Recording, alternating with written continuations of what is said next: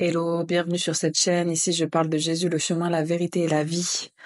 Parce que j'ai promis au Seigneur, parce que je vous ai promis et parce que je me suis promis moi-même de garder vraiment cette chaîne YouTube le plus vulnérable, le plus authentique possible dans les différentes phases de la marche chrétienne. Aujourd'hui, je vais vous parler de mes états d'âme parce que je sais que le Seigneur ne m'envoie pas raconter des choses comme ça pour rien et je sais que ça va toucher des gens qui passent par les mêmes étapes et qu'aussi le but de la marche en Christ c'est de porter les fardeaux des uns des autres. Donc ce que je vis, vous l'avez vécu ou vous allez le vivre à un moment donné, vous allez me donner des réponses et entendre ce que je vais vous raconter, ça va peut-être vous aider à faire des liens dans votre expérience spirituelle. Aujourd'hui, je suis fatiguée et j'étais en train de me dire mais pourquoi Seigneur, ça va faire 1 mois et demi que j'ai quitté mon travail et donc du coup là principalement ça va faire quelques semaines que vous avez vu, je suis un peu partie à gauche à droite dans ma famille qui sont pas croyants. Et là ça fait quelques semaines que du coup je ne suis plus dans un emploi salarié et donc les gens que je vois, que je fréquente sont principalement des chrétiens. Et en fait, je me rends compte que j'ai de moins en moins de patience avec mes frères et sœurs chrétiens et que je suis en train d'expérimenter un tout autre degré de mes relations. Et je sens que le Seigneur m'isole. Vous voyez, j'avais mis un message il y a pas longtemps en rigolant en disant vous inquiétez pas, ma phase où je suis en train de taper sur toutes les dénominations est bientôt terminée, mais en fait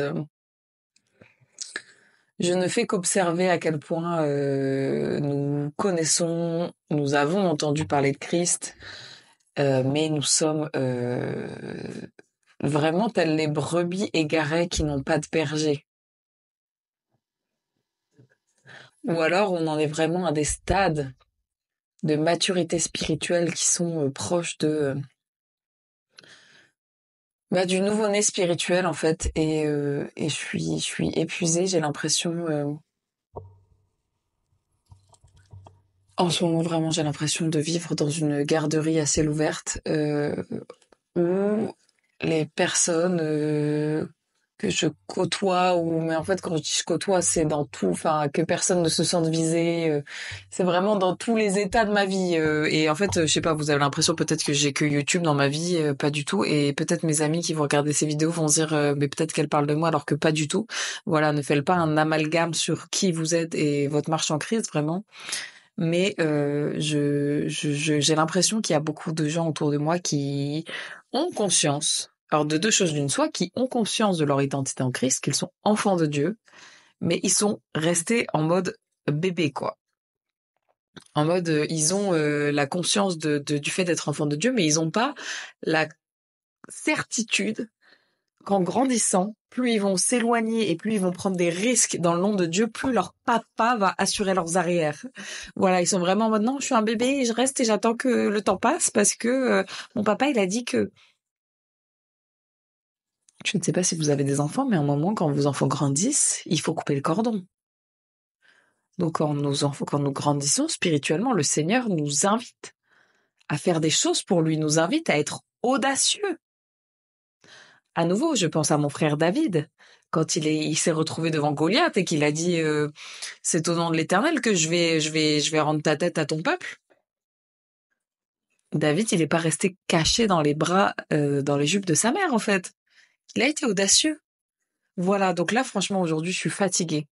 Je suis fatiguée de tous ces gens qui se disent enfants de Dieu et qui n'ont pas le caractère audacieux de Jésus-Christ. Je suis allée voir The Chosen hier au cinéma, les deux nouveaux épisodes de la saison 5 là, et ça parle à un moment de Jésus qui retourne les tables dans le temple et waouh! C'est un Jésus qu'on n'aime pas voir. C'est un Jésus qu'on n'aime pas voir, mais moi, ce Jésus-là, il m'a fait du bien à l'esprit. J'ai dit merci Seigneur, cette sainte colère qui vient en moi pour certains sujets, elle est pas anodine, Seigneur. Elle est pas anodine. Et je suis épuisée. Je ne trouve Je ne trouve de réconfort, déjà dans rien de ce monde, ça bien évidemment, mais c'est de plus en plus rare. Vraiment, je sens que le Seigneur est en train de m'isoler et de m'isoler et de m'isoler et de m'isoler. Et je suis fâchée. Je suis fâchée avec lui. Je suis en mode Seigneur, des fois, la marche en Christ, c'est beau, c'est incroyable, c'est merveilleux, c'est cette identité d'enfant de Dieu, elle est incroyable.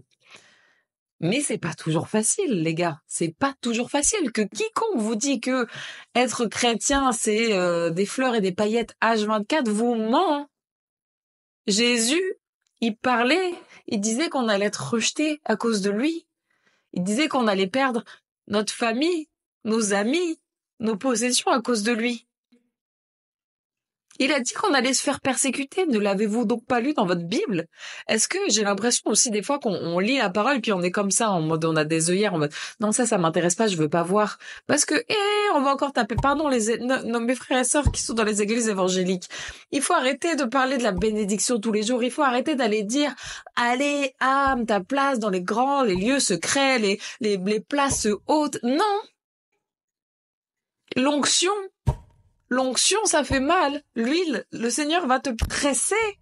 La vie chrétienne, elle te presse. Elle te presse, elle fait sortir de toi tout ce qui ne doit pas être là et ça fait mal. Et ça fait mal. Et c'est difficile.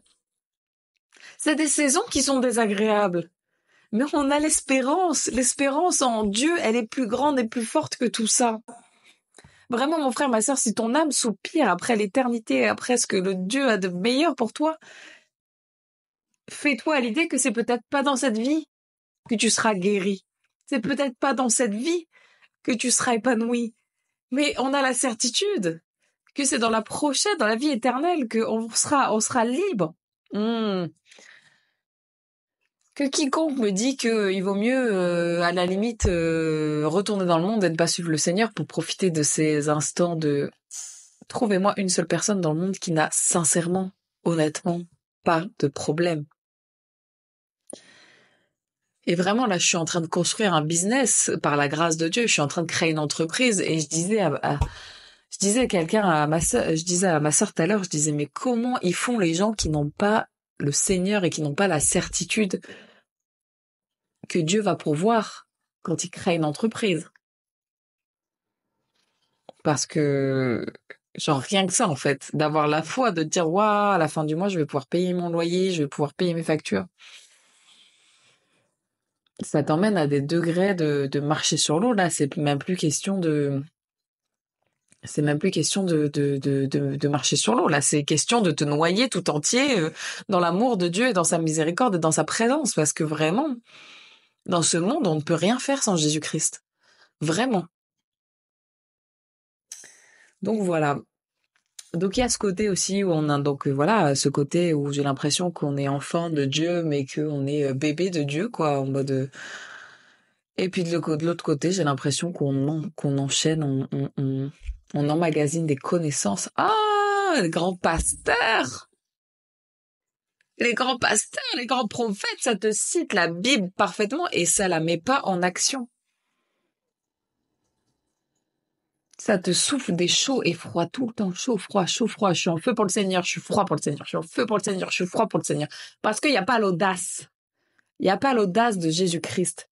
Et vraiment, je sais, il faut pas sortir les versets de leur contexte. Et je ne veux pas sortir le verset de son contexte. Mais vraiment, vous savez, dans la parole, quand il est écrit dans Apocalypse 3, « Je connais tes œuvres, je sais que tu n'es ni chaud, ni froid, ni bouillant. Si seulement tu étais froid ou bouillant, ainsi, parce que tu es tiède et que tu n'es ni froid ni bouillant, je vais te vomir de ma bouche. » Est-ce que tu connais des gens comme ça, qui sont tièdes, qui un jour sont chauds, un jour sont froids, un jour sont chauds, un jour sont froids?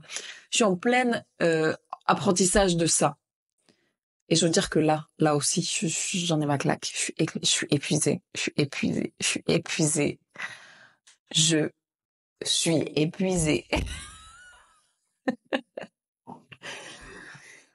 Et là, franchement, je sais pas quoi faire à part continuer à me réfugier dans la grâce de Dieu et à prendre beaucoup de distance sur certaines choses. Et c'est vraiment là que je me dis, Seigneur, franchement, il y a des choses sur lesquelles si tu nous as pas envoyés, on s'épuise pour rien. Voilà. Et par rapport à mes frères et sœurs qui sont tièdes, qui sont ni chaud ni froid, ce qui vous manque, une des clés qui vous manque, c'est dans votre identité en Christ, quand il est écrit que en Christ, toute chose a été faite nouvelle, les choses anciennes sont passées. Vous êtes accroché à votre passé comme un naufragé au milieu de l'océan sur sa petite bouée. Lâchez votre passé. Quand il est écrit toute chose est devenue nouvelle, les choses anciennes sont passées, c'est pas pour faire joli qu'il ait écrit ça. Lâche ton passé. Et lâche le passé des autres. Il y a des gens qui sont encore attachés au passé des personnes qui regardent. Tu vois, genre moi, il y a encore des gens dans ma vie personnelle et dans ma vie spirituelle et là sur YouTube qui sont encore en train de se dire oui, mais Fantine, avant, elle faisait ça. Vous-même, là, vous allez créer des problèmes là où le Seigneur, il a dit que toute chose est devenue nouvelle. Je ne sais pas qui avait besoin d'entendre ça aujourd'hui. Mais je prie que vous ayez la révélation de ce verset. Toute chose en Christ, toute chose est devenue nouvelle. C'est pas ta culture qui prime. C'est pas ce que tu faisais il y a 10 ans. C'est pas le traumatisme qui t'est arrivé il y a 40 ans qui prime. Toute chose a été faite nouvelle.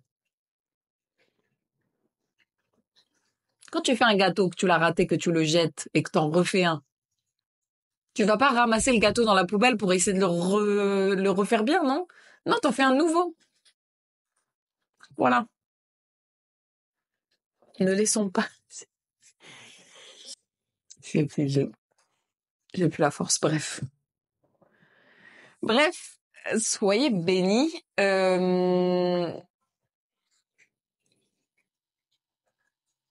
Je je sais pas ce que le Saint-Esprit va faire de cette vidéo, mais voilà, par obéissance, voilà, Fantine est fatiguée et Fantine est à bout de nerfs. Soyez bénis.